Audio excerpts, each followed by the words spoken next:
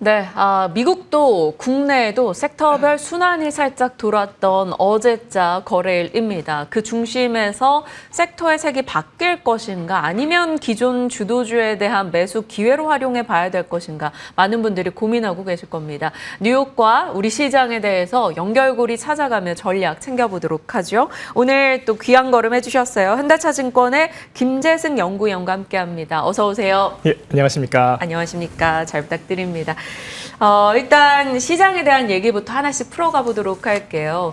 일론 머스크와 트럼프 대통령의 갈등이 좀 격화되고 있습니다. 참 유치할 정도로 SNS 썰전을 벌이고 있는 상황인데 그로 인한 테슬라의 주가 하락, 국내에 또 전기차 진영 등에 대한 걱정도 살짝 되기도 하고요. 시장에도 어떤 영향이 있을지 지수 시장에 대한 얘기부터 해주시죠. 트럼프와 머스크의 갈등은 이제 빅테크 기업들의 전반적인 투자 심리를 악화시키는 요인이라고 생각하고는 있습니다. 뭐 오늘 새벽에 끝난 미국장 같은 경우에도 나스닥이 좀 기술주 중심의 나스닥이 좀 하락한 반면에 전통산업, 비기술주 중심의 전통산업인 다우지수가 올랐다는 점에서 이러한 것들이 결국에는 경제가 감세하는 미국 경제에는 도움이 되니까 다우지수 같은 것들은 좋지만 반대로 기술주에 대한 투자 심리는 조금 악화된 모습이 있다라고 말씀드릴 수 있을 것 같습니다. 그렇기 때문에 국내 증시도 4월 이후에는 강세장에서 SK 하이닉스의 기여도가 상당히 컸기 때문에 이런 점에서 미국 빅테크 기업들의 조정은 국내 AI 반도체에 대한 업종의 투자 심리가 좀 약화시킬 수 있는 요인으로 작용할 수 있지 않을까라고 우려는 되고 있습니다. 물론 하반기 연준의 기준금리 인하가 예정되어 있고 또한 이 과정에서 글로벌 유동성이 크게 퍼진다는 점에서 국내 지수는 어떻게 보면 증시 레벨로 봤을 때는 견조한 흐름을 계속적으로 이어가겠지만 그 과정에서 어떻게 보면 트럼프와 머스크의 갈등은 개별 이슈고 그렇기 때문에 어떻게 보면 업종 간 순환매를 좀 일으킬 수 있는 요인으로 작용할 수 있지 않을까라고 보고 있습니다. 기술 빅테크 진영에 대한 일정 부분 쉬어가는 혹은 노이즈가 끼는 뉴스로 해석을 해봤을 때 섹터별 순환을 좀 자극할 수 있다 정도를 확인해 볼 필요가 있겠습니다. 그러면 국내장은 어떻게 판단하고 계시는지요? 사실 6월 달은 정말 최근 수년 내 본 적이 없을 만큼 좋았었잖아요. 지수 상승률이. 근데 7월은 그만큼 돼줄까라는 기대 반, 걱정 반인 상황이고 관세 협상 등의 여러 일정도 있다 보니까요. 7월장 어떻게 보세요, 국내?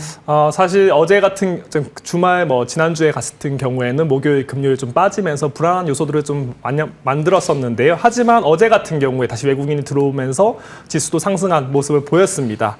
사실 6월 한 달 동안 하락했다는 이유가 꼭 다음 달에 약세장을 만들지는 않습니다. 오히려 한 달 동안 강세를 보인 장 그 다음 달에는 더 강세를 보였던 경우가 많습니다. 그 이유는 일반적으로 시장은 모멘텀이 이어가기 때문인데요.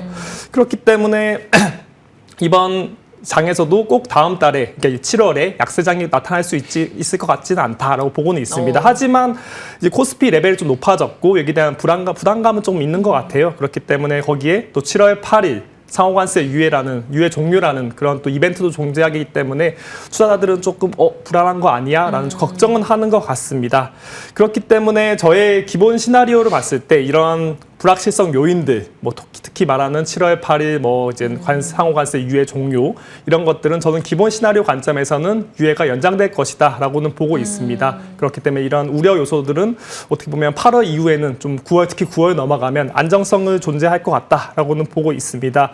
하지만 7월에 좀 조심해야 될 점은 분명하게 있습니다. 7월 8일 상호관세 유예 직전에 오늘 같은 경우에도 그랬잖아요. 오늘 같은 경우 일본에 대해서 상호관세를 높이겠다. 오히려 24%에서 30 또는 35%까지 높이겠다. 이렇게 좀 말을 했던 것처럼 이런 트럼프의 흔들기는 또 나타날 수 있을 것 같다라고는 보고 있습니다.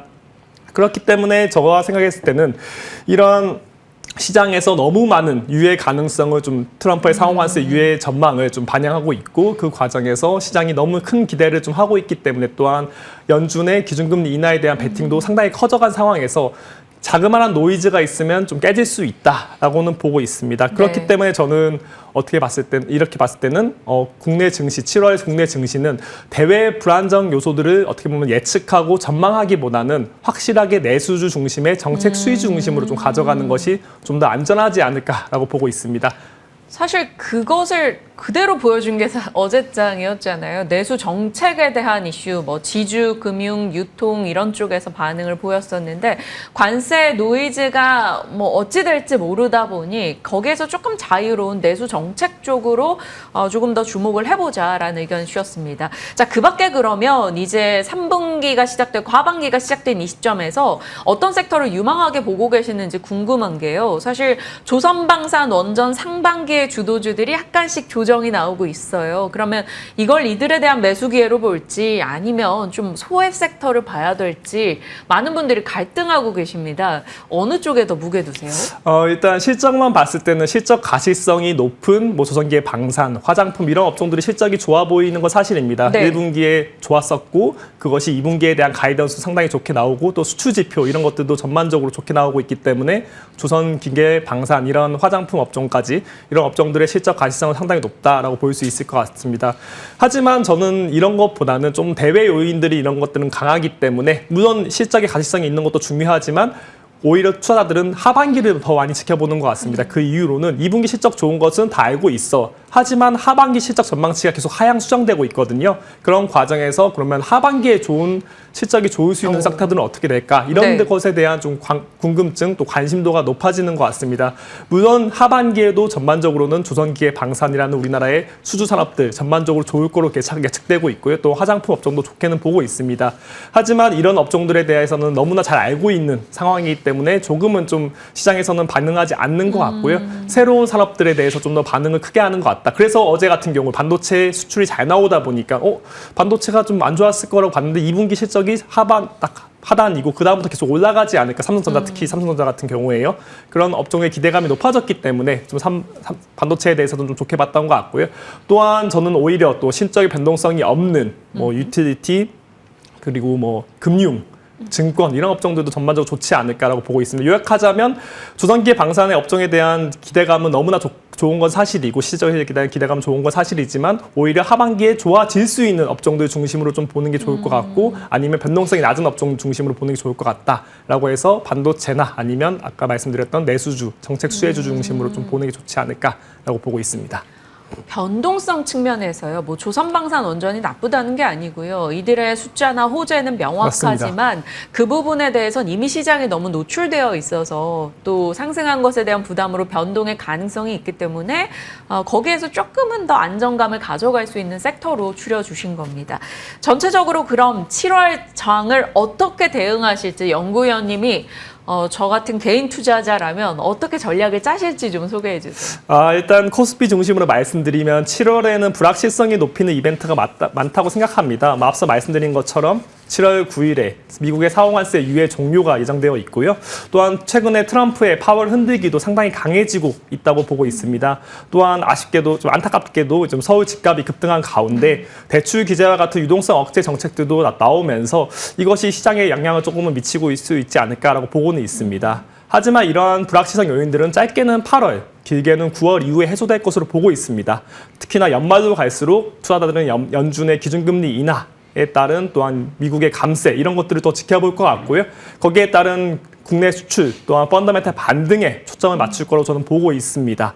그렇기 때문에 저는 한국의 코스피가 내년에 더 좋은 환경이 나타날 수 있다고 저는 보고 있고요.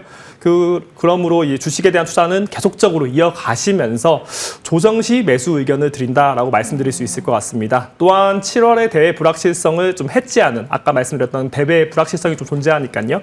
그런 해지하는 방안으로 정책 수혜가 기대되는 내수주와 자본시장 활성화 관련 투자에 포커스 맞추는 것이 맞지 않을까라고 보고 있습니다. 대표적으로는 소매 유통 이런 것들이 될 수 있을 것 같고요. 또 증권 업종도 전반적으로 좋지 않을까라고는 보고 있습니다. 또한 지주와 금융 업종도 꾸준히 버텨줄 수 있을 것 같다라고 보고 있습니다. 지주가 사실 단기간에 많이 올랐어요. 한화 같은 경우는 정말 지주사 본주인데 어떻게 이렇게까지 2분기에 급등을 했지라는 생각이 들 정도인데 그럼에도 불구하고 보유자는 보유 의견이실까요? 맞습니다. 그 상법 개정이라는 것이 사실은 이미 시장에서 많이 반영되어 있다고 네. 저는 보고는 있습니다. 하지만 상법 개정 이후에 또한 그 다음 스텝이라고 볼 수 있는 배당소득 분리 과세나 자사주 의무 매도 네. 그런 것들이 나올 수 있기 때문에 또한 법안이 논의가 되고 있잖아요. 그렇기 때문에 이것은 단계적으로 한 단계 한 단계 반영되면 반영될수록 계속적으로 올라갈 수 있는 요인이라고 볼 수 있을 것 같고요. 그렇기 때문에 또 이재명 정부에서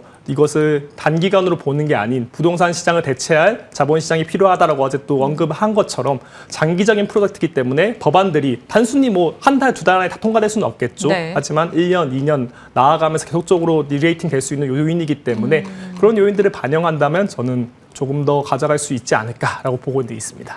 자사주 소각 의무화나 배당소득 분리과세 이런 추후 남아있는 일정들을 고려했을 때 지금 단기간에 꽤 많이 올랐어도 지주사에 대해서는 긴 시각으로 긴 호흡으로 가져갈 수 있다라는 점이고 시장도 여러 가지 노이즈의 영향을 좀 변동을 받더라도 9월까지 꾸준하게 올라가는 걸 고려했을 때는 조정시 매수 관점이다 이렇게 정리를 해주셨습니다. 참고해서 저희 잘 대응해 보도록 할게요. 현대차증권의 김재승 연구위원님과 함께 시장에 대한 이야기 풀어봤습니다. 고맙습니다. 감사합니다.